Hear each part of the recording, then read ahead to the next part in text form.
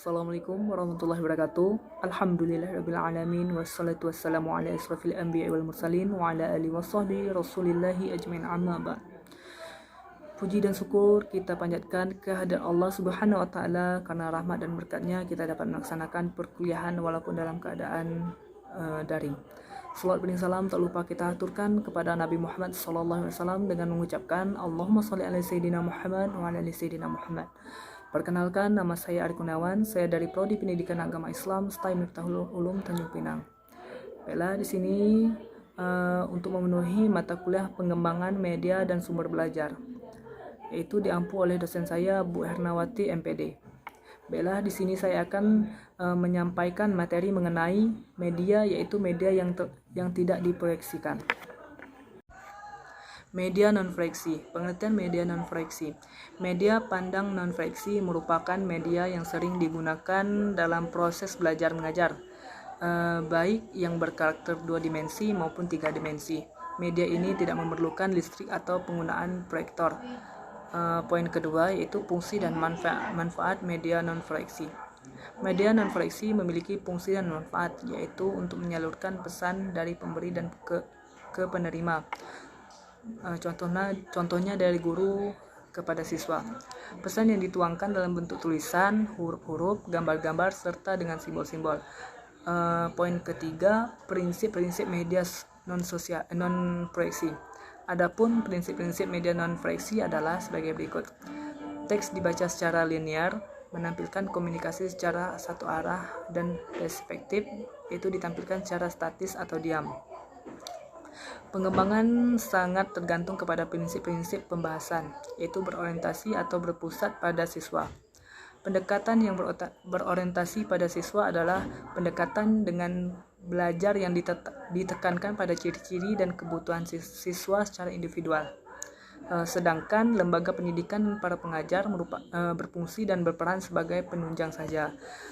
Sistem pendekatan yang berorientasi pada siswa ini didesain sedemikian rupa sehingga siswa dapat belajar dengan sistem yang luas yang diarahkan agar siswa dapat membentuk gaya belajarnya masing-masing. Kelebihan dan kekurangan media non-freksi. Kelebihan yaitu dapat menarik perhatian siswa dalam proses belajar mengajar dan mempermudah menangkap materi yang diberikan, yaitu mudah didapat dan bentuknya bervariasi.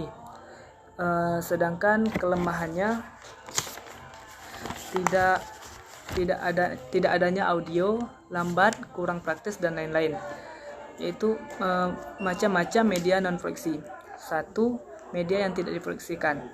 Media atau media realita adalah benda nyata atau benda tersebut dapat dihadirkan di ruang kelas, sehingga siswa dapat melihat langsung ke objek.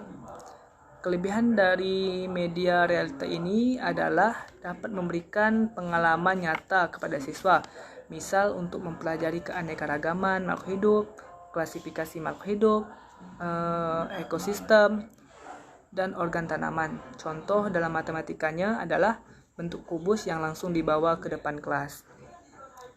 Poin kedua, model.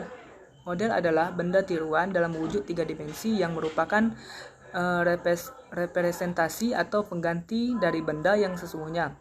Penggunaan model untuk mengatasi kendala tertentu sebagai pengganti realita, misal untuk mempelajari sistem gerak, pencernaan, pernapasan, peredaran darah, sistem ekskresi, dan syaraf pada hewan. Contoh dalam matematika adalah kerangka kubus yang menyerupai benda sesungguhnya. C. Media grafis tergolong media visual yang menyalurkan pesan melalui simbol-simbol visual. Fungsi dari media grafis adalah menarik perhatian, memperjelas sajian pelajaran, dan mengilustrasikan suatu fakta atau konsep yang mudah terlupakan jika hanya dilakukan melalui penjelasan verbal.